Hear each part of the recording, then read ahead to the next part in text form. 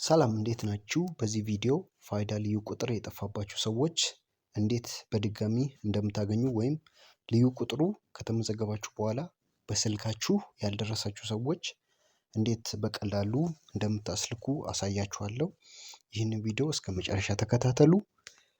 በቀጣይነትም እንዲደርሳችሁ ይህንን ቻናል ሰብስክራይብ፣ ላይክ በማድረግ ጀምሩ።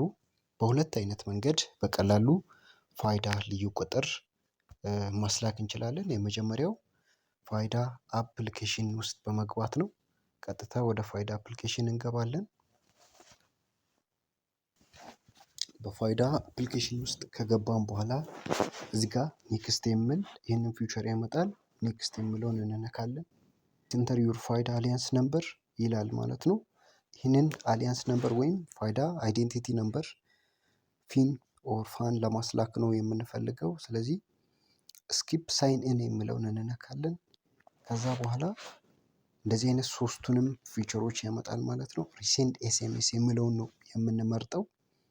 ይህንን ከመረጥን በኋላ እዚህ ጋር ደግሞ ሁለት አይነት ምርጫዎችን ያስመርጣል። የመጀመሪያው በስልክ ቁጥር ማስላክ ከፈለግን ነው። ሁለተኛ ደግሞ በሬጂስትሬሽን ነምበር ወይም ከተመዘገባችሁ በኋላ ኦፊሰሮቹ የሰጧችሁ ያ ደረሰኙ ማለት ነው። በሱ ቁጥር 29 አሃዝ ያለው ቁጥር የያዘ ደረሰኝ ማለት ነው። እኛ በቀላሉ በስልክ ቁጥር እንዴት እንደሚገባ ነው ማሳያችሁ። ቀጥታ ስልክ ቁጥራችንን እናስገባለን ማለት ነው። ካስገባን በኋላ ሪሴንድ ኤስኤምኤስ ይላል ማለት ነው። እሱን እንነካለን። ሰክሰስፉሊ ሴንት ኤስኤምኤስ ቱ ፎን ነምበር ይላል። ይህንን ካደረገ በኋላ ትንሽ እንጠብቃለን።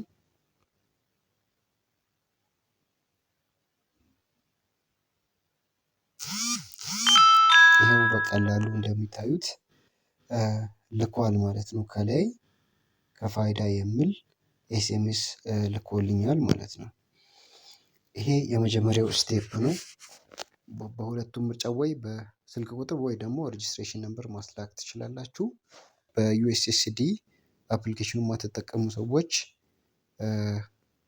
ኮከብ 9779 መሰላል በመደወል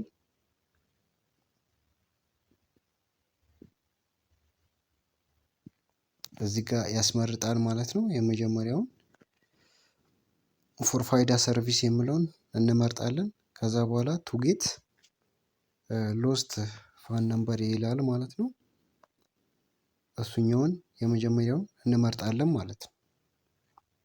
ከመረጥን በኋላ ኤስኤምኤስ ሴንት ሰክሰስፉሊ ይላል ማለት ነው። እና ከነዚህ በሁለቱ መንገድ በአንዱ ማስላክ እንችላለን ማለት ነው።